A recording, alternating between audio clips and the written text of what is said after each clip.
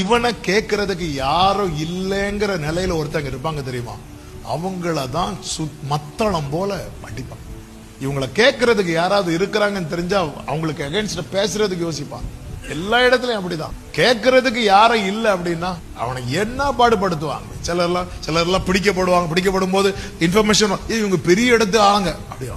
இந்த இடத்துல மார்த்தாள் இவங்களுக்கு அப்பா அம்மா இருந்தது மாதிரி தெரியல. மொத்தத்துல இவங்க ஒரு அனாதை ஃபேமிலி. ஏன்னா லூக்கா சுவிசேஷத்திலயும் இருக்கு, யோவான் சுவிசேஷத்திலயும் இருக்கு. ரெண்டு இடத்துல யாரு மென்ஷன் பண்ணப்படல தெரியுமா, இவங்க பெற்றோர் மென்ஷன் பண்ணப்படல. அப்ப இந்த வீட்டுல இருக்கிற ஒரே ஆண் துணை யாரு? லாசரு தான். லாசரு மரித்து விட்டார். ரெண்டு சகோதரிகள் மட்டும் இருக்கிறாங்க. இயேசு தெரிந்தெடுத்து நேசித்த குடும்பத்தை பாத்தீங்களா? அவர் நினைச்சிருந்தா அவருக்கு ஃப்ரெண்ட் ரிக்வெஸ்ட் எங்க இருந்து வந்துச்சு தெரியுமா? ஏரோது அரண்மனையில இருந்து வந்துச்சு. அவர் ரிஜெக்ட் பண்ணிட்டு பாவப்பட்ட குடும்பத்தோடு பழகிட்டு இருக்கிறார். இந்த எளிமையானவங்க கிட்ட இயேசு ஈஸியா என்றாவார்.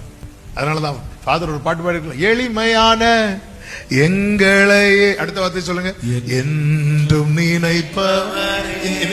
குடும்பத்துக்கு அப்பா அம்மா இல்ல, இருந்த ஒரே ஆண்டோன சகோதரன், அவனும் இறந்துட்டான். சகோதரிகள்.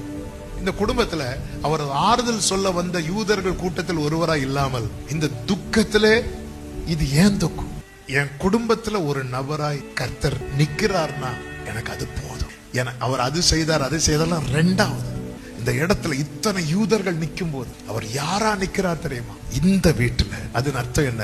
இவங்க அநாத கிடையாது, இவங்க யாரும் இல்லாதவர்கள் கிடையாது. தேவனால் நேசிக்கப்படுகிற அன்பு சகோதரா சகோதரி, இந்த உலகத்துல உங்களுக்கு யாருமே இல்லாம இருக்கலாம். ஆனா உங்களுக்கு தேவன் தருகிற வார்த்தை, நீ அநாதை அல்ல, நீ திக்கற்றவன் அல்ல, உனக்கு கர்த்தர் இருக்கிறார்.